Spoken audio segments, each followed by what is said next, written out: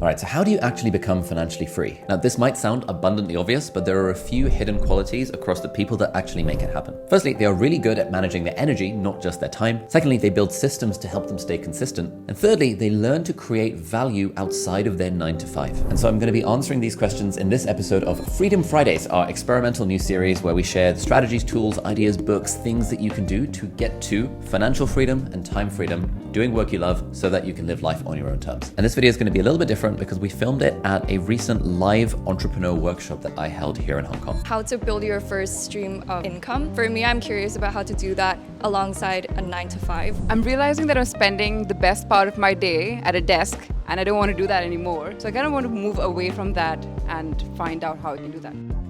So you got like financial freedom and you got time freedom. Now, financial freedom broadly, I would define as when work becomes optional. Like you've got enough money coming in through passive income or investments or rental income or royalties or whatever. You've got enough money coming in to cover your expenses. Therefore, work is technically optional. That is what I would say is financial freedom. And financial freedom, I would say, broadly comes down to how much money you have in the bank or how much money you have in assets, right? Like let's say you had 100 million in stocks. I'm thinking US dollars. If any currency I use, by the way, I'm thinking in my mind US dollars rather than Hong Kong dollars. So just 10x it if you're thinking in Hong Kong dollars. But yeah, let's say you had 100 million US in the bank. Hands up if that would make you feel financially free. Great. Only half of you would feel financially free if you had 100 million in the bank. Okay, you guys have expensive lives. I would feel very financially free if I had 100 million US dollars in the bank because even if you just think of interest, if you stick it in the stock market and you get 4% returns, like, I don't know, that gives you an annual income of at least, well, like 8 million a year or something like that. No, 4 million a year, something like that. You can probably be pretty financially free off of that. But financial freedom really comes down to how much?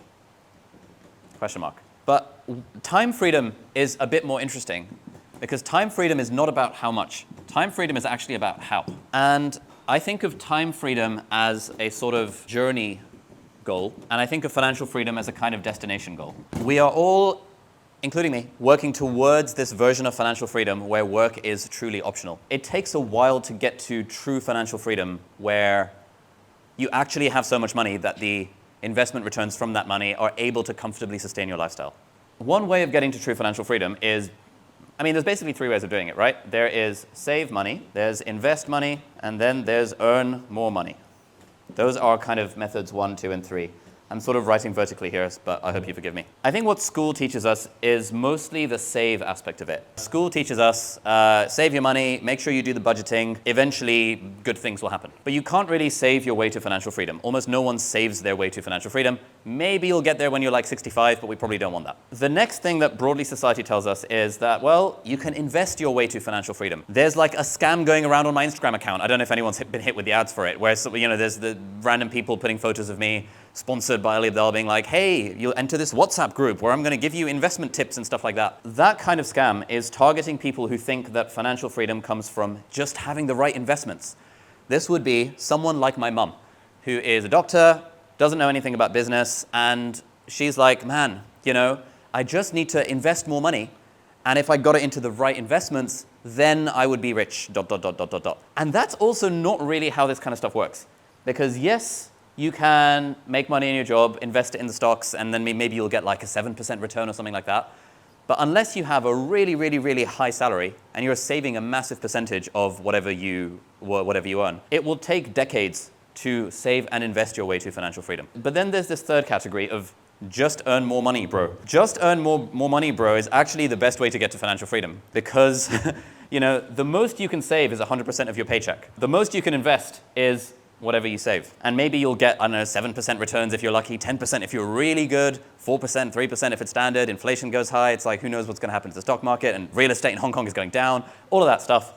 Also, it's really hard to buy a house because they're all too freaking expensive. The thing we all have control over is just earn more money, bro. Because if you imagine someone earning 10,000 a year versus 100,000 a year versus 10 million a year, the person earning 10 million a year will get to financial freedom where work is truly optional way quicker in a matter of years rather than a matter of decades compared to the person earning a lot less money. All right, so if you're enjoying the video so far, then you might be potentially interested in making money for yourself independently, in working for yourself, in making money on the internet. And it's something that I'm now very passionate about helping other people get to as well. And that's why I would like to tell you about Stan, who are very kindly the paid partners of this segment of the video. Now, if you haven't heard of it, Stan is basically the dream toolkit for creators and solopreneurs. It lets you set up a beautiful digital storefront where you can sell courses and downloads and ebooks and coaching calls, and you can sell that kind of stuff online without having to code and without having to build some like super elaborate complex system. Me and my team have used so many different platforms for this sort of stuff over the years, but Stan is the one that is the most beginner friendly and is now the one that we recommend to pretty much everyone who is just getting started out. And in fact, we had over 1,300 students joining our 1K challenge, which is a 6-week workshop that we held to help people kind of make the first $1,000 on the internet. And Stan was the primary thing that we recommended here because it's just so helpful. It's super friendly for beginners, and it means you can get started making money without a lot of the friction and faff that's normally associated with it. It takes under 5 minutes to launch your online store. They don't take any cut of your payments, which is quite nice. And so if you're thinking of maybe turning your skills or your passions into some kind of online business to make money independently, then you should definitely check out a free 14-day trial of Stan. There'll be a link down below that will give you the completely free 14-day trial. So thank you so much, Stan, for sponsoring this segment of the video, and let's get back to it. How do you get to financial freedom? You basically need to find a way to earn more money. Cool. That's not too bad. That then brings us on to how. There are different methods to earn more money. The day job is a method to earn money. How do you earn more money in the day job? Well, if the company is very big, maybe once a year, maybe twice a year, you're allowed to ask for a raise. Maybe they'll give you a 3% raise in line with inflation. Maybe it's 5% if you're really good. Man, 7% if you've been a real rock star. And if you try and campaign for a raise beyond that, they're probably going to say, sorry, like bans and stuff, and like it would be unfair to the other 18 zillion people on band XQ, and therefore you can't get. It's like, yeah, that would be one way to try and earn more, by campaigning for a raise in your day job. Another way to earn more within the context of the day job is, okay, can you move into a different role that is just paid way more highly? The CEO of your company, hands up if you have a job, a full-time job, great, cool. The CEO of your company, if it's not you, is probably earning quite a lot more money than someone who's like an entry-level employee. I think in the US, the difference is like, I don't know, 30,000 times or like 3,000 times that, something like that. It's absurd. So there are certain roles within a company that are paid way higher than other roles in a company. You guys all know this. This is standard stuff. This is why people are like, hey, if I grind it out as a law associate for 5 years, then I'll make law firm partner, and then I'll be on the big bucks. It's like within the context of a job, you could earn way more money, and that would help you get to financial freedom. The problem with all of these is that generally when people think about this idea of financial freedom, they think how much, and they don't think how. Let's say you're a corporate lawyer in Hong Kong earning 80K HKD, which is about 10,000 US dollars a month. How much time freedom do you have? Lots or not very much? Not very much. Let's say you are like one of our friends here who are remote tech developers working for a company in the US. Let's say they're also earning 10,000 a month US or 80,000 Hong Kong per month, but you're a remote developer. You can work from your laptop, work whenever you want, work wherever you want. Maybe you have 1 or 2 Zoom meetings to attend each week, but as long as you're getting your work done, they broadly don't really care how you're splitting your time. Does that person have a lot of time freedom or not very much time freedom? Lots. So time freedom, I think is very interesting because like, we think we want financial freedom, but if you ask people, what would you do when you won if you won the lottery? What would you do if work was truly optional? You usually find, at least for the people that vibe with my stuff, that the things you want, you probably don't want to buy a super yacht. You probably don't want to live the Dubai boy billionaire lifestyle in Dubai. That's probably not your thing. The reason we want financial freedom is usually because it gives us time freedom. It gives us options. When you are financially free and work is optional, you can choose how you spend a Tuesday afternoon. You could take a day off if you felt like it. You probably wouldn't stop working because most of us, you know, if you look at anyone who's like come into a lot of money, they've sold their business, they take a few weeks off, maybe a few months off, and then they get really depressed because actually work is a source of meaning in life. And so usually when people get to financial freedom, they realize that they still want to work, obviously, because we all want to be useful to others. We just want to do it on our own terms. You want to do the kind of work that you're actually passionate about. You want to do stuff that you enjoy, that feels energizing, that feels like it's making a difference. A lot of people in the corporate world don't really feel like they're making a difference from what I hear. So the reason to get to financial freedom is because at the end of the day, you want time freedom. But you can actually get time freedom by just changing up the method that you are using to make the money. Our friends who are remote software developers, Honestly, that's a pretty good gig. You have like 90% of the time freedom that you would otherwise, compared to if you were like fully financially free. You still have to work, but you're able to do it broadly on your own terms. And so you have like a really solid amount of time freedom. And then, if you don't want to start your own business, and you can start a side hustle, or you can save the money in your job and you can invest it, and eventually you will be financially free as well. But you've had time freedom en route to financial freedom. And that is sort of like coming back to the question around how do you get to financial freedom? There's different methods of making money and stuff. It's like, well, every method of making money has a freedom profile. And I think of it as the 4 Fs. Fun, flexibility, fulfillment, and finances. And ultimately, that gets to the 5th F of freedom. Fun, flexibility, fulfillment, and finances. Every method of making money has a different freedom profile. A corporate lawyer might have a good amount of finances, probably not that fulfilled from what I hear speaking to them, not that much flexibility, unless you're like a self-employed barrister, in which case you're not a corporate lawyer, and maybe it's fun because you enjoy the law stuff. A remote software developer, loads of flexibility, maybe it's fun because you like coding, maybe it's fulfilling because you're working on a business that you actually vibe with the mission of, and maybe the finances are pretty good. You know, there's different ways to approach the making of money based on the kind of freedom profile that you want. So I think this is sort of like the first thing to think about. When it comes to financial freedom, a lot of people think about like how much money can I make, which is fine, but they neglect to think about how they're making the money, because the method that you're using to make the money kind of dictates how much time freedom you have in your life. So we talked about the different ways of making money in the context of a job, which is ask for raises or switch to a different role. But then there's this whole other way of making money, which is to start your own business, all right? And the word business puts a lot of people off. So there's the whole route of like, you can make loads of money by having the day job. But then there's the whole other route of you could start a business, you could grow the business, you could make money doing that, and then you can really do it on your own terms. There is a concept in the world of entrepreneurship that I think needs more airtime, which is the idea of a lifestyle business. Who here has heard of a lifestyle business? Show of hands. Okay, not many people. Okay, nice. A lifestyle business is a business that is focused on helping you have the life that you want. So traditionally, when we think of business, we think of growth at all costs. You think of hiring a lot of people. When you ask normal people what is a business, they're imagining someone who gets like investment or opens up a factory in China or manufactures physical products or things like that. They imagine these like entrepreneurs with a capital E raising investment on like Dragon's Den and Shark Tank and stuff like that. But that makes up a tiny sliver of the total number of businesses that are out there in the world. There are a lot of businesses that have just a single employee, the person who founded the business. But they're just using the structure of a business because it's more tax efficient and it means you can have multiple clients rather than a boss. There are loads of businesses out there that just have maybe 2 or 3 employees, or like less than 10. There are loads of businesses out there where the goal is not maximize money at all costs and maximize growth for shareholder returns or any of that kind of stuff. There are loads of businesses out there where the goal is giving the founder and sometimes the team the freedom profile that they want. So if, for example, you are a web design agency, a boutique web design agency, you might have 3 employees or 3 people working together. Maybe you're 3 co-founders, maybe they're employees, whatever. You're earning enough money. Like, let's say all 3 people are earning, I don't know, 10K US a month, 20K US a month, 30K US a month, something like that. It's not a huge amount of money. They're not going out there buying yachts, but that's more than enough to cover their expenses, and they're happy with their life.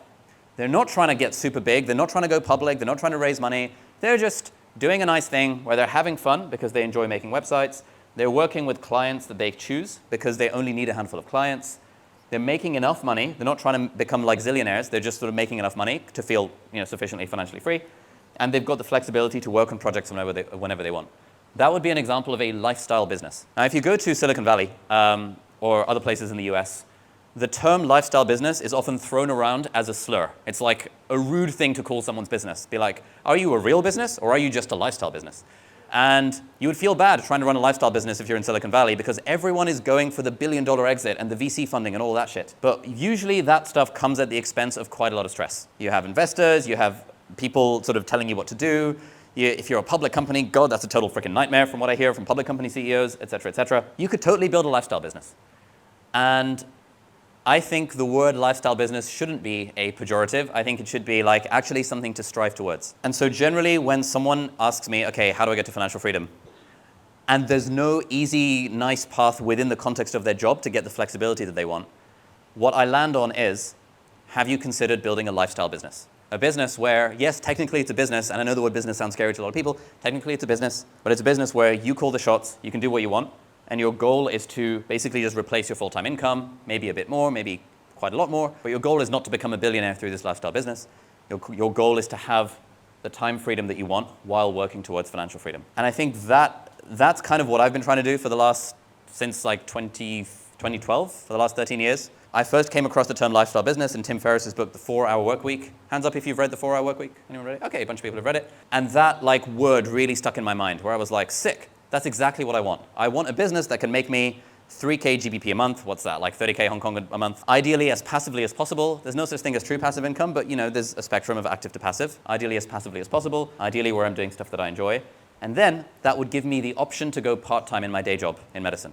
Gives me the option to work 3 days a week. Then turns out that this lifestyle business I built was making way more money than in medicine, and then that was like, okay, well, screw medicine, let's just go full-time on the lifestyle business.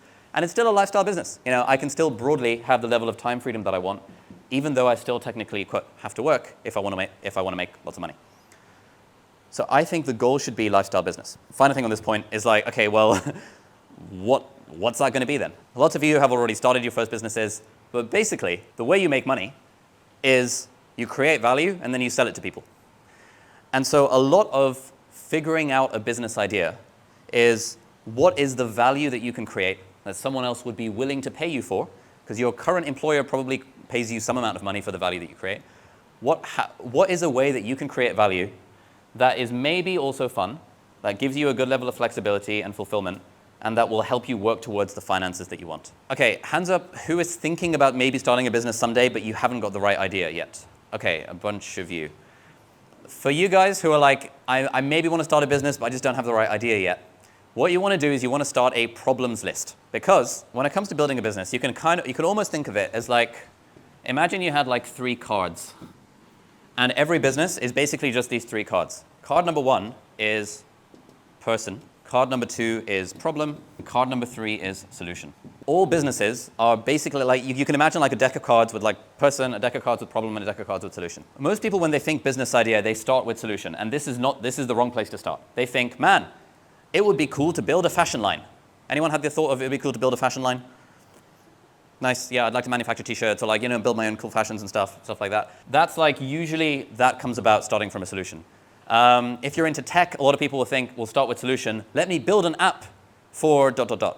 Build an app is a solution, but usually what you need is a person with a problem who's willing to pay for that solution, and then you worry about the method that you're using to deliver the solution. So for the people who are trying to come up with a business idea, what you want to do is you want to maintain a problems list where for the rest of your life, until you start your business, you basically want to have like an Apple Note file or a Notion page or a Google Doc or whatever, and you want to basically ask everyone you meet who has some amount of money to complain about their problems.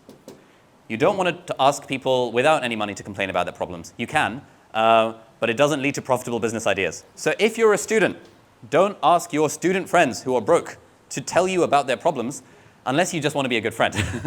Because you don't want to start a business that caters to students. That's hard mode because they don't have money. Similarly, you probably don't want to start a business that caters to homeless people. That would be a charity rather than a business. And if you want to start a charity, that's fantastic. I think it's a great thing to do. It's very unlikely to get you to your goal of financial freedom if you build a business that caters to people who don't have money. So, all of you guys are probably, we've got lots of people in 20s, 30s, and 40s from looking around the room. You probably know a bunch of rich people. Your parents might be rich people. There are probably people at work who have money. In particular, if you have a job, the people who are in charge of how the business money is being spent, these are people you want to talk to. And you want to find out what problems they have, because a business is basically a vehicle that provides a solution to a problem that a person with money is willing to pay for. And the more painful the problem and the more money this person has to solve it, the easier it is to make that business work. You could make a fashion line, right? You could make a fashion line for students. You could try and start the next H&M. It's really hard to do. Really, really, really hard to do. Anything involving physical products, you're signing up to play business on hard mode. That's why it's called hardware, because it's hard, lol. Physical product is business on hard mode. I generally do not recommend trying to build shit that's in the real world if it's your first time.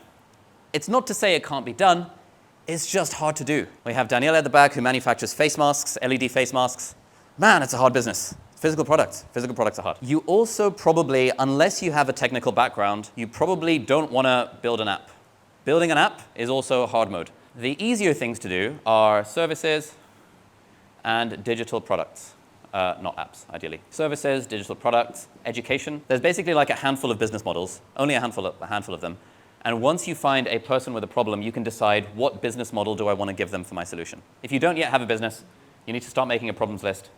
All the people with money, all the problems they have, and the solution to one of those problems is how you create value, because value is basically a solution to someone's problem.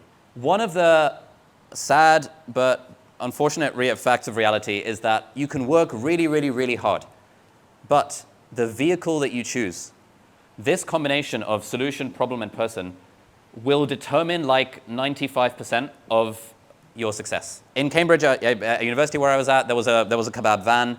It was the same guy for 20 years. He was working super hard, and he'd get into conversations with you, and he would talk about how like manning the kebab van was like really hard, really grueling. He worked 18 hours a day, and it was mentally taxing and physically taxing as well. That guy is probably not going to get to financial freedom, even though he's working way harder, probably, than my friend in the corner who's a remote software developer. But because our friend in the corner who's a remote software developer has chosen a vehicle that is just suitable for making way more money, he gets to have time freedom and financial freedom way more than the guy working really, really, really, really hard at the kebab shop. My point here is that if you want financial freedom, don't be the guy in the kebab shop. I don't think any of you have dreams of starting, anyone have a dream of starting a kebab shop? Anyone have a dream of starting a coffee shop? That's always been on my bucket list. You know, I feel like every entrepreneur at some point wants to start a coffee shop. I know people who've started coffee shops. They say you don't make any money from them. It's purely a passion project. Because also coffee shops don't get you rich. It's like you got to find the right vehicle that lets you create value in a way that lets you build a lifestyle business that allows you to work towards financial freedom. So there's lots of different options, right? You know, if you could look online, there's like drop shipping, and there's like affiliate marketing, and there's like start a social media marketing agency, and there's increasingly start an AI automation agency. There's like learn to code and build apps and stuff. And all of these are solutions. This is why most people who start there don't succeed, because they're thinking solution first. They are not thinking person and problem first. So if there's one message for all of the aspiring entrepreneurs, or all the entrepreneurs that are not making the money that you would like, it's think about the person you are targeting and the problem that you are solving. Ideally, it's a very painful problem that they are willing to pay money to solve. And when you get that combination, you play business on super easy mode. And then you start printing cash. And then you're like, damn, why didn't I pick an easier business to start from the get-go? Oh, by the way, if you are enjoying this video so far, I would absolutely love it if you can leave a comment down below. Basically, I want to know two things. Number one, what has most resonated with you in this talk that I've done? And secondly, what further questions do you have? You know, as part of Freedom Fridays, in the next episode, I'm gonna do a bunch of like answering questions from the comments of previous videos. And so it's just really, really helpful for me to get a feel for what's resonating with you and what's not, or like what's confusing, or what are your fears, anxieties, or concerns. That's just so useful, because now I'm like so far along in the journey, it's actually hard for me sometimes to get a feel for where someone who's a beginner at the journey is actually at. And that's a big part of why I do workshops like this, because like seeing real life people having real life questions is incredibly helpful. So if you would like to ask a question, please do leave it down in the comments. Thanks. Unfortunately, the other unfortunate truth is that the sexier your industry, or the higher status it sounds, or the more fun it looks like, the more competition there will be. How much competition is there, our friend at the back, in the middle, for being a professional badminton player? Loads of competition or not very much? A lot. Lots of competition. Being a professional athlete is freaking cool. If you tell people you're a professional athlete, your status goes up and they want to hang out with you. That means that this is a difficult business to succeed in. If you tell people you're a professional actor or actress, is that high status or low status? High status. It's cool. How much competition is there for people to be famous actors or actresses? Tons. Unfortunately, if you tell people you're a YouTuber, that's usually, in some circles, considered a high status thing. That, oh my God, you're a YouTuber, that's cool. All the kids want to be influencers and YouTubers and stuff. High status, low barrier to entry, loads and loads and loads of competition. But if you were, for example, trying to start a business that helps small businesses in your local area manage their accounting and finance systems a little bit better, that's kind of boring. Makes people's eyes glaze over when you tell them about it. No one really cares. That is a business that has not much competition because it's not sexy, it's not glamorous, it's not cool. So trying to start a business or do a career in something that is cool is also playing on hard mode. It's not to say you can't do it, but it's playing on hard mode. Trying to start a business in The beauty and skincare industry. Oh, it's too cool. It's hard. Not to say you can't do it, but it's hard to do. Trying to start a business in the wart removal industry, a lot easier. I don't know any businesses in the wart removal industry, but I can tell you a lot of businesses in like the beautification industry or the anti-aging industry. Because wart removal is not cool, therefore it's much easier to succeed in a business or a career that is not cool, because you have competition. There is a lovely chap called Scott Galloway, Professor Scott Galloway. He has written a book called The Algebra of Wealth, which is basically a guide to financial freedom. The way he describes it is that unless, like, you can succeed in a business or in a career on hard mode, in a like sexy or cool or glamorous industry, but you've got to be really sure that throughout your life, you've had like green flags, green indicators, green lights from everyone that you've met that you can make it in this very like difficult thing. It's very, very hard to be a professional tennis player.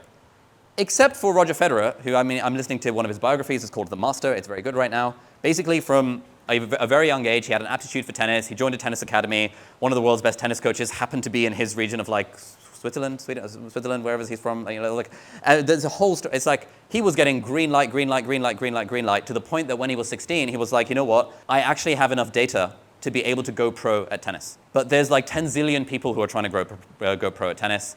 Every rich person wants their kids to become professional tennis players. Very few rich people want their kids to become professional squash players, so squash is actually less glamorous than tennis. Because if you tell someone you're a tennis player, they're like, holy shit, that's sexy. If you tell someone you're a squash player, it's a bit less cool. So there's less competition for the squash thing. If you tell someone you're a footballer, man, that's sexy. If you tell someone you play, I don't know, balls, that's less sexy, so there's less competition. Basically, Professor Galloway's law is that the more interesting or cool or glamorous it sounds, the harder it will be to do. So, for anyone thinking of starting a business, when you're creating your person and problem list, you don't just want to think about the cool stuff. You want to think about the boring stuff. Starting a fashion line is cool. Starting a coffee shop is cool. Becoming a professional badminton player is cool. Starting a new beauty skincare line is cool. Try and find something that is not that cool. And there is a book recommendation that talks about this. It's called The Sweaty Startup by Nick Huber. Anyone read The Sweaty Startup? It's very new. It came out like 2 months ago. The Sweaty Startup by Nick Huber. He's this guy in the US who's just some random college student a few years ago, and he's now in his like 30s or something. And he started a business at university, which was hauling people's luggage. Because students would go home for the holidays, and he realized that like all of the services in the area that helped you store your like student luggage, they were all a bit shit. So he and his mate partnered up. They rented a U-Haul van, and they were like, all right, we're going to store all of your stuff in our dorm room, and then we'll deliver it back to you at the start of term. And that was his first business that he got off the ground. His second business was a lawn care business. He mowed people's lawns. And then he hired people to be the lawnmowers and stuff. And now he's got a net worth of like $50 million. His third business was in storage. He bought like storage facilities where people in the US go and store their junk, and then sort of systemized and automated that. The thing to bear in mind, and one thing that I wish more people would know about the business stuff, is that beyond the first like year or two, the job of every entrepreneur is the same thing. Nick Huber, the guy who runs this lawn care business, he's not actually mowing the lawns. He's not the one doing the stuff. What he's doing is thinking about strategy, thinking about the finances, thinking about the operations, thinking about how to get leads through marketing, and trying to build a personal brand. If you look at the person who runs a storage container business, they're doing the same stuff. Operations, marketing, sales, logistics, management of their team, leadership, strategy, kind of stuff. If you look at someone running a YouTube business, a lot of my time is spent doing that kind of stuff. Operations, strategy, management, leadership, trying to keep the team motivated, trying to figure out a vision and what direction we're going. So you mentioned when you're thinking about an idea, you should ask rich people on what their problems are. And in one of the interviews, I think with Daniel Priestley, he also mentioned that you should ask businesses. You should have businesses as clients, and because they spend a lot of more money. But the problem is, if you really want to find a problem that most people have, like maybe we all know maybe like 3 or 5 rich people or like entrepreneurs. But if you really want to find out like a problem that a lot of people have or like a few people have, then you should probably have more, like 10, 20 people that you ask. So how do you reach out to that extra like 15 or so people to actually focus on one idea and make sure it's good? Great question. I would say it's more like 100, 200 people rather than 15, 20, just to sort of set expectations. And the way you do it is by walking into shops. So let's say I wanted to speak to business owners. I could walk down this road in Shengwan. I could talk to the owner of the kebab shop. I could talk to the owner of the noodle shop. I could see if I can speak to the manager of the McDonald's and say, hey, I'm a student. I'm doing a little project for university. Do you mind if I take 5 minutes of your time to ask you a few questions about what it's like running this franchise? And they would probably be delighted to take you up on that offer. You could find businesses in your local area by Googling them or just searching on Google Maps based on a few criteria that you want. And then you could offer to take them out to coffee.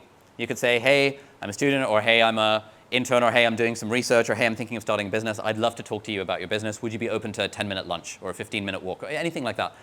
If you don't, you want to start with the people that you actually know. So you want to start out with your parents' friends, your colleagues, your friends' parents, all of the different ways you've got of getting warm connections. And then that is how you start talking to people to find out their problems. It's really not that hard. It seems very hard at the start because you're like, ugh. But you can, in fact, just walk into any business and ask to speak to the manager. And if you're nice about it, they'll probably give you 10 minutes of their time because it's more if someone came to, if I had a physical premises and someone came to me who was enthusiastic and just asked for 10 minutes of my time for a coffee to just ask me some questions about my business, that's probably more interesting than anything else I've got on my calendar for that day. So I'm probably going to be like, yeah, sure, why not? Unless I'm super busy in the middle of something. But if you're nice about it, people are always willing to talk about their problems. Hi, I just want to move on from the lifestyle business because obviously YouTube is one of them. I just wonder if make this sexy career less sexy is kind of like a strategy. So I'm streaming games right now and I earn a bit of money from it. But how can would I earn more if I make it less sexy, if I do the hard work on YouTube instead? Yes, probably, but there's always a but here, which is that the hardest part of doing anything is just getting started with the thing. That's the thing. 95% of people will have the idea, but will never actually get started. About 60% of my Instagram audience, when I poll them, wants to start a business, but hasn't taken, 71% wants to start a business, but hasn't taken action. Getting started is by far the hardest part. If you've gotten started, you're ahead of 95% of people. The second hardest part is continuing to do it for at least a year. Almost no one continues to do it for at least a year. And this speaks to a question that someone asked earlier around I start something and then I do it for a bit and then I lose motivation and then start something else. And it's in order for anything to work, usually there's this concept that one of my mentors, Dan Priestley, talks about called a J curve, which is sort of a curve that looks like this. You can see this is sort of like a J, which is sort of for the first maybe 2 years of starting anything new, you're kind of in the red in terms of time or money invested into the thing, kind of. There are some businesses that are non-J-curve businesses like agencies and stuff, but that's a separate thing. But for the first X number of years or months, depending on how lucky you are or how good you are at this sort of stuff or how painful the problem is for someone with money, the thing is not really working. You're investing more into it than you are getting out. It's like any kind of investment. Let's say you stumble into winning the lottery and you buy a house in Hong Kong because you need to win the lottery to buy a house in Hong Kong. That investment is not going to pay off for a very long time. Maybe 20 years from now is when you break even on the investment and now your rental income is now doing the thing, right? So you're in the red for a very long time. Similarly, when starting anything new, when starting a new business, when switching from badminton to squash, when switching from squash to tennis, when switching from business A to business B, you're in the red for a certain amount of time. You're guaranteed to be in the red in terms of time, money, energy, effort for a certain amount of time. And then if you stick with it long enough and you work hard and you also work smart, eventually it starts to work. And then you have to wait for it to break even on the thing. For me, for my YouTube channel, it was 85 videos before I got monetized. It was a year of making videos twice a week, got to video number 85, took me 52 videos to get 1,000 subscribers, and then I think video number 85 got me to 10,000 subscribers. But I speak to loads of people that are I speak to loads of people who don't even start YouTube channels in the first place. But the ones who do will maybe make 1 or 2 videos, maybe 3, and then they'll stop, or they'll switch niches, or they'll do something else, because they'll find that their first 3 videos didn't take off and make them a millionaire, therefore they will change and do something else. A lot of being successful on the path to financial freedom and time freedom is picking something, starting it, and sticking with it. Because you can make, I don't know what the numbers are in Hong Kong, but in the UK, for example, if you're earning 10K GBP a month, which is 100K Hong Kong a month, 10K GBP a month, that puts you in the top 1% of earners. And I guess maybe it's similar in Hong Kong because you said the corporate lawyer earns 80K Hong Kong dollars. That puts you in the top 1% of earners. It's really not that hard to build a business that makes 6 figures a year, right? 10K a month or $1 million Hong Kong a year if we do the calculation. It's not that hard. Basically, any business you can think of, even if it's, unless it's selling to people who are literally homeless. Even if you're selling to students, you could probably make a business that makes $1 million Hong Kong a year. And that gets you to some of your goal of financial freedom. That's not the hard part. The hard part is like picking something and sticking with it for long enough for it to actually get to that point.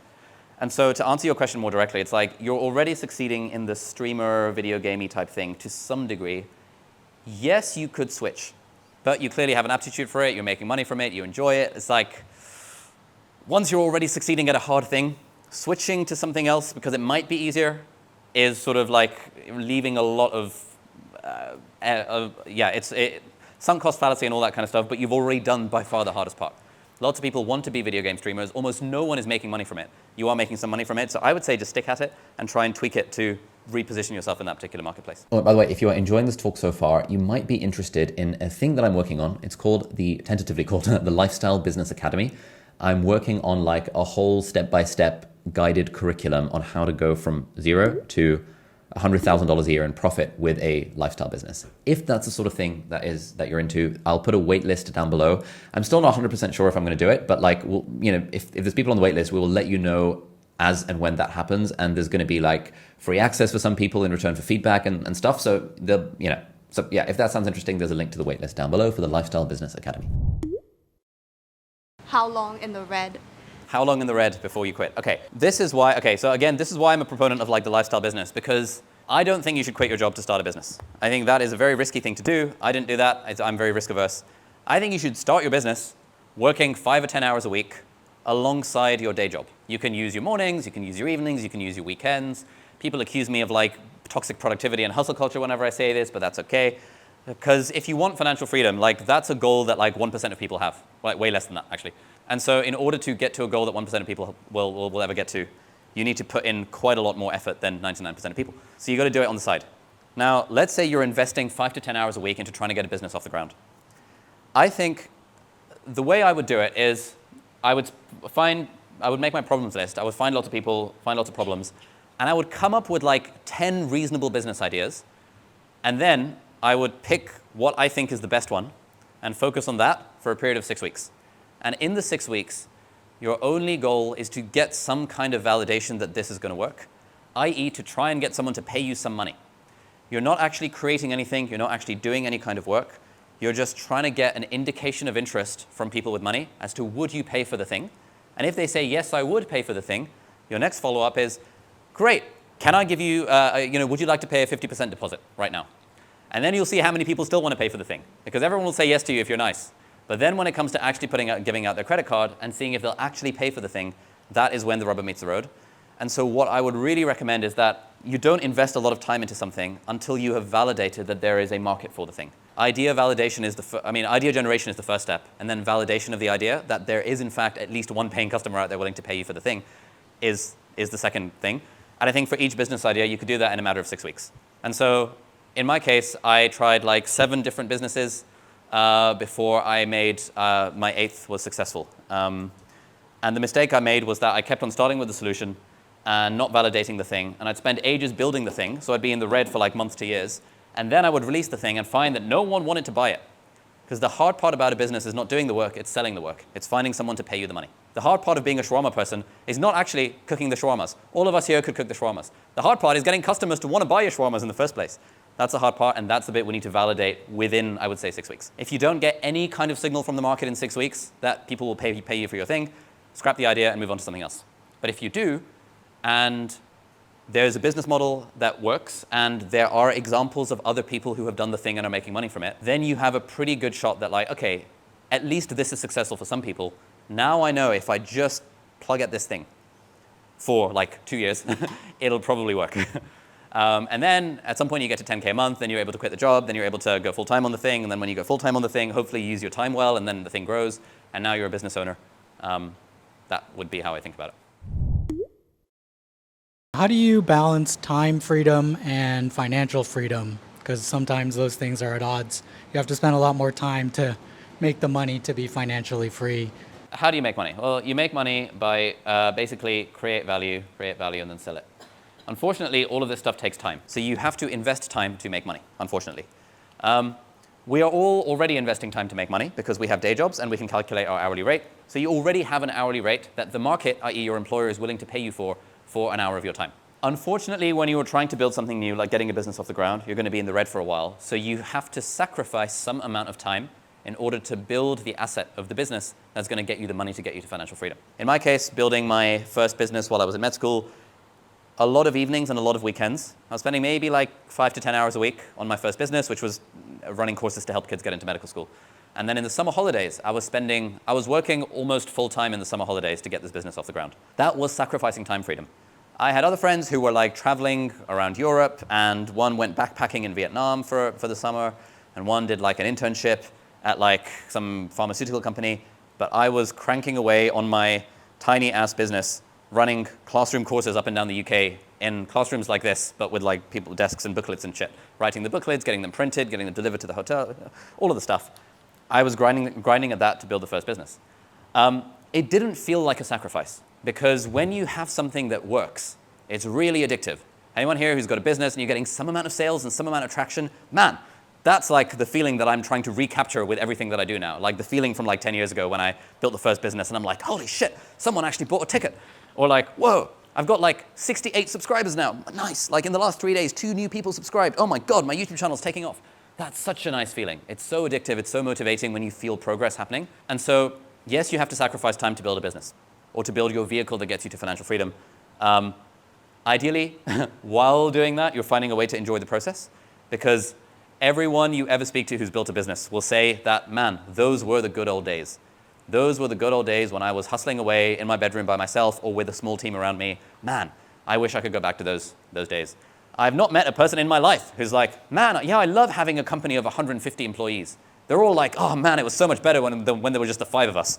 Or it was so much better when it was just the 2 co-founders in their kitchen table like grinding away. Like, those are the good old days when you're starting getting a business off the ground. Eventually, it all becomes leadership, management, strategy, operations, finances, the boring stuff that every single business does. But in the early days, you do have to sacrifice some time. You invest time to build your freedom engine. You don't have to do that. There are a lot of people who decide, you know what, if it's going to take 5 to 10 hours a week to build a business that could potentially get me to financial freedom, that is 5 to 10 hours a week I do not want to spend doing that.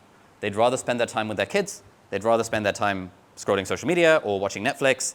I've recently gotten into Harry Potter fan fiction. It's great. I spent many hours this week reading Harry Potter fan fiction. Some people don't want to make that investment of time in order to build the business. That's fair enough. I'm not trying to tell anyone what to do. What I'm saying is that when I was at university and in my first couple of years working as a doctor, I'm so glad I gave up my time. I invested the time into building the thing. I don't really feel like I was sacrificing very much. I stopped watching TV because that was a bit of a waste of time. I didn't really scroll much on social media. I was not in a relationship at the time. I was ordering takeaway because like my hourly rate, I was like, it's not worth my time to cook because I want to focus on the business. I was doing all that kind of stuff, but it was so fun. It was so exhilarating. So that would be my kind of hot take on the time balance thing.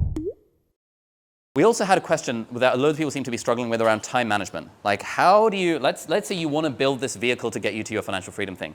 How do you do that while being a student or while having a job? How did you manage to balance the academic work and at the same time starting a business? I often get this question from students. And then the fun thing about being a student is that as a student, you think you have no time. And then you get a job. Then you realize, holy shit. Like as a university student, think back to how much free time you had in high school. Like that's how people think about you when you speak to people with jobs, being like, yeah, I don't have time as a university student. As a university student, you've got all the time in the world. You can do whatever you want. Classes are optional. Going into placements is optional if you're on a placement thing. You can like use ChatGPT to write all your stuff if you really need it to. You've got really long holidays. There's so much time available at university to do stuff, whatever that stuff is. There's so much time available, but there are only 168 hours in the week available. 56 of them you spend sleeping, and maybe let's say another 12 to 14 you're spending on like pooping and showering and peeing and reading books on the toilet and all that kind of stuff. So you're basically left with about 100 hours a week. 100 is a nice like round number. You basically have 100 hours a week of time. Your classes probably don't take up all of that. Your assignments probably don't take up all of that. Also, you don't have to whole-ass your assignments. You can half-ass your assignments, right? You do not have to engage your full ass to do everything in your life that your work and or your kind of university requires you to do. There is a real knack to the art of doing the bare minimum to get by. I actively decided when I got into my final year of med school that any grade above a passing grade was wasted effort. I was like, okay, you needed like 64% to pass or something like that based on the calculations. And you needed like 83% to get a distinction. And based on like my stats, I was like, okay, I'm on like, I don't know, I think I was on like 78 or something like that. So I could have gotten a distinction if I'd really hustled, and it would have required me putting in 50 hours a week of effort to try and get that distinction. I was like, or I could put 10 hours a week into my studies to just get a passing mark. I could forget about the fact that I won't get a distinction, and I could spend all that time editing YouTube videos instead. And I spent all that time editing YouTube videos instead, and I'm really glad I did, because I scraped a pass. I got like 65, and 64 was the passing mark, and I was like, thank for that, because that would have been embarrassing, because I was making YouTube videos about study tips at the time. And I was like, if I fail this bloody final exam, because I was too busy making the videos, it's like, I have no leg to stand on. But thankfully, I passed the exam. I half-assed the exam, the written exam. I did very well in the clinicals because those are the ones that matter. At least that was the cope that I told myself. Half-assed the exam and was able to get the grade because of it. Everything in life is on a diminishing return spectrum. You get most of the value for the first X number of hours that you put in, and then the more you work on the thing, the more you get diminishing returns. This is true of a job. This is true of your studies. This is true even of a business. You get diminishing returns. You know, the first 5 to 10 hours a week of running a business is way more productive than the 60 to 80 hours a week that you end up doing when you're a full-time entrepreneur. Because when you only have 5 to 10 hours a week to work on your business, you are forcing yourself to prioritize and to only do the most important stuff. When you go full-time, you know, a lot of people are like, man, full-time, I have 60 to 80 hours a week to give to the business. It's going to grow so much. And it usually doesn't grow that much because you end up spending that time doing random shit that doesn't need to be done. And if you only just did the stuff in the 5 to 10 hours and just focused on that, your business would probably grow a little bit more. This is kind of notes to myself because I struggle with this all the time. When you have all day to do something, as you know, it takes all day. When you have an hour before work, you'll get it done in the hour before work. So actually, people who are building a business on the side while having a job or while being students, I think have an unfair advantage because they are forced to prioritize. Whereas the rest of us who are now full-time entrepreneurs, you know, it's easy to pretend that you're being productive when you're not actually. So basically, it just comes down to time management. There was a lot of people asking about strategy as well, like how do you know what is the right thing to do? If you're starting a business or generally building something, how do you decide what to work on? The way you know what the right thing to do is GPS. I made a couple of videos about this, you might be familiar with it. Basically, G stands for goal, P stands for plan, and S stands for system, GPS. Everything in life can be boiled down to just GPS, goal, plan, system. In order to know what the right thing to do, usually by that people mean plan, you need to have a goal. If you do not have a goal, or you do not know what you actually want, you cannot prioritize. To prioritize and to strategize and to figure out what the right thing is to do requires you to know what you're actually aiming for in the first place. And this is where I've had struggles for years in knowing what I actually want. And when I speak to people and do Q&As and stuff, a lot of people have this thing where they don't really know what they actually want. The more clear your goal is, the easier everything else becomes. Because now you can figure out, okay, well, I mean, what's the plan I need to do to get there? And what's the system I need to do to stick to my plan? But if you don't know what the goal is, if you're like, oh, maybe I want to start a business in this thing, maybe this, oh, maybe I want to be a full-time badminton player, but maybe I want to become a high rocks athlete on the side, and maybe I want to, like, I don't know, try and build an app and learn to code, and oh, this AI stuff's really cool. Maybe I want to do the AI thing. It's like, the more of this going all over the place that you have, the harder it is to get anywhere, and the harder it is to prioritize, because you're just trying to do way too many things. There's lots of different ways to figure out what the goal is. One of my favorite questions is the one that I asked you guys to do at the start, which is, if you won the lottery tomorrow, what would change about your life? And then you think, all right, cool. And then that gives you some kind of sense of what do you want? What would you do if financial constraints were removed from the picture? Another way to figure out what is the goal is asking yourself, what would you like your ideal Tuesday to look like? Assuming you're still working, you're gonna do some amount of work. People who are like, oh, I wouldn't work, I would just travel. It's like, travel gets boring after a while. Not working gets boring after a while. When people retire, they tend to have heart attacks because they get bored. So on a Tuesday, on a normal Tuesday, what kind of work would you like to be doing? That is a good way of getting at what do you actually want. Another way to do that is to build a vision board. Like, imagine your life 3 years in the future, in health, in work, and in relationships, and imagine really what do you want. What would be really cool 3 years from now for you to have accomplished in work, in health, and in relationships? And turn it into a vision board. Get a Canva file or a PowerPoint file or whatever and stick some images on it. I have a vision board. It's my desktop wallpaper. And that gives you a sense of what do you actually want. Because if you want a lifestyle business, you know, I'll tell you, my goal work-wise is to have a nice lifestyle business that does 2 million a year in profit, GBP, where I can make videos on my own terms, sharing stuff that I think is cool, where I do in-person events like this one, and where we build apps. That's kind of my goal. 2 million a year. And I've gone back and forth on this quite a lot. And because it's like, I'll attend something in the US, and I'll suddenly think, oh man, 10 million a year would be cool. Because like, there was 10 million entrepreneurs. I went to this like junk boat thing over the weekend, where in order to be invited, you had to have a business doing 50 million US dollars a year in revenue. And the only reason me and my wife were invited was because we were friends with the organizers. And so I was hanging out with these people and hearing these talks from these e-commerce brands. One of them was selling like pregnancy pillows and doing like 50 million a year in revenue. One of them was selling jewelry and doing 800 million a year in revenue with 700 team members. Completely absurd. And the temptation is to walk away from that thinking, man, I got to make more money. But I get home and I'm like, I reflect, I look at my vision board, I look at the life around me, I'm like, do I want a 10 million a year business? Because if I do, I need to be doing different things than it is for a 2 million a year business. If I, quote, only wanted 1 million a year, I won't have to do very much because the business will kind of do that by default. But 2 million a year is sort of just enough that like it makes me want to do some amount of work, but not so much that it feels stressful. It's like being able to really define what you want then helps me figure out, it's like, all right, cool. When it comes to strategizing, to figuring out what are the right things to do, it's all just in relation to the goal, at least in my work time. For family life, for health, whatever, I have different goals. But my work goal is like, does this get us closer to our goal of 2 million a year while I can make content on my own terms? But you need a goal in order to have a good plan and a good system.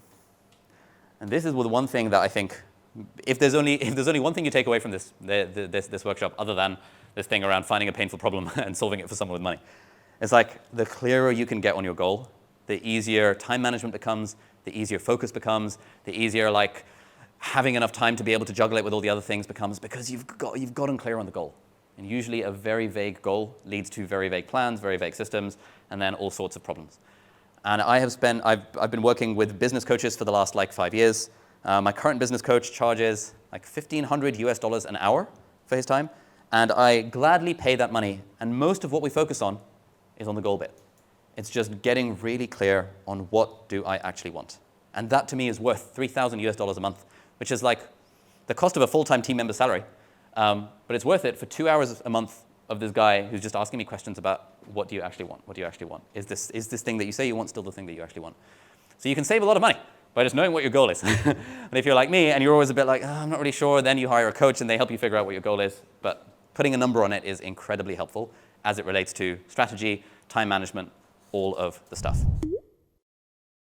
I've lost the motivation from my business, but I still don't want to stop it completely. At the start, as entrepreneur friends here can probably attest to, the money is really nice. Money serves as a good motivator at the beginning. When you're like, shit, I'm making some money. That's good. Like, life's great. But very quickly, I would say somewhere around the 6 to 12 month mark, once you start making money, the money stops being that meaningful, especially if the business is successful. Because the money stops being like tangible and starts just being numbers on a QuickBooks or Xero or Google Sheet or dashboard or whatever. And you stop caring about the money. So you then need another thing to motivate you.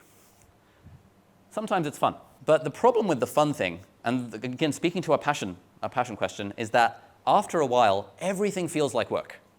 Even the things that look really fun. After a while, every single thing will feel like work.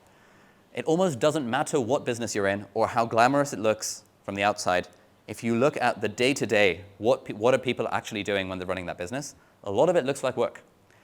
Being an actor seems very, very glamorous. And then you speak to actors and you find that it's mostly being on a set, repeating the same line like 18 different times because the director wants that one specific. Or like having to travel loads. You know, there's no solutions, only trade-offs. Everything comes with, everything has its pros and cons.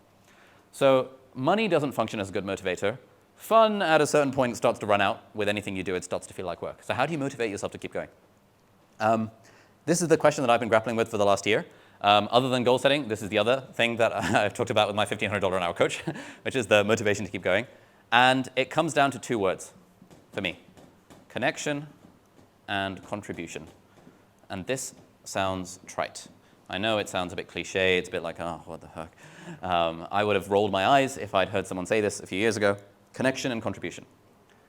The thing that feels motivating to continue is connection with the team and with you guys, for me.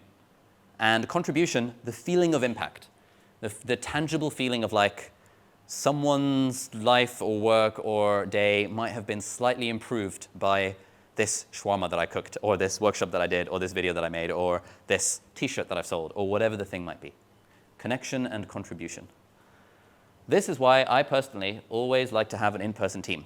I could make way more money if we just outsourced all of the work to remote workers in the Philippines, and I never saw any of them, and they were being paid $5 an hour or something like that. I'd make way more money. But it's just not as fun. You get less vibey to be working with people overseas that you don't really see. For me, Zoom calls are not that fun. I also have, half of our team is remote, half of the team is in person, sort of. And the Zoom calls are just not as fun as like vibing with the team over lunch in person. There's something really nice about doing it in person. This is why I'm not a fan of the whole like solopreneur thing. There are some people that was all about building a one-person business. A one-person business is just kind of really boring and kind of lonely after a while, after about a year or two. That's why I think a lifestyle business is great. A lifestyle business, if you use Dan Priestley's terminology for this, is a business that has less than about 8 people. You can roughly go up to 12, but as soon as you go up to 13 people, everything starts to break, and you're no longer a lifestyle business because everything goes to shit. So if you're keeping your business under about 12, and ideally under about 8, that's like a really good place to be. So I would always recommend, once you become successful with this stuff, find people to work with in person. Everyone I've spoken to who started businesses, former team members of mine who started businesses, I've always encouraged them to hire at least one person in person that you can work with most days or every day or some days, like 2 days a week, whatever the thing might be, because it gives you way more motivation. And then contribution, finding a way to feel the tangible impact of your work. Again, this is a big part of why we do these events, because it helps me feel a sense of connection and contribution to the audience. Otherwise, it's just numbers on a screen. And back in the day, it was like 67 subscribers, yay, it's now 68. You can feel that. But when 6.3 goes to 6.4 million on YouTube, it's just numbers, man. Like, it doesn't feel like anything, and it's like, actually, I was tracking this, because I'm always interested in, like, the diminishing returns curves for everything. Because, people are like, if you have more money, at a certain point, it stops buying happiness and all that crap. And then I think one of the studies said it was like 70K US a year, but this kind of depends on where you are and stuff. I was always interested in what's the diminishing returns curve of followers or fame or whatever you measure it on social media. And I think the peak for me was 5,000 subscribers on YouTube, which I hit in like about a year into the journey in like May of 2018. I started in June of 2017. 5,000 subscribers. Since 5,000 subscribers, the other 6.35 million have felt the same as 5,000. It does not feel any different when 5,000 becomes 6.5 million. It feels absolutely no different, because it's all just numbers on a screen.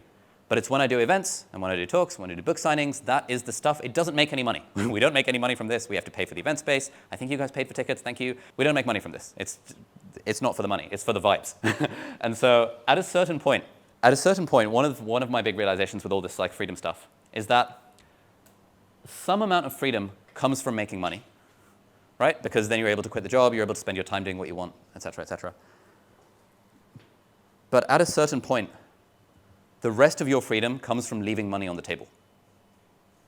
The people who are optimizing for growth at all costs to make the number on the bank account go up as big as possible, those people tend not to have a good amount of fun, flexibility, fulfillment in their life. They have a lot of finance, but they don't have a lot of time. They're very stressed.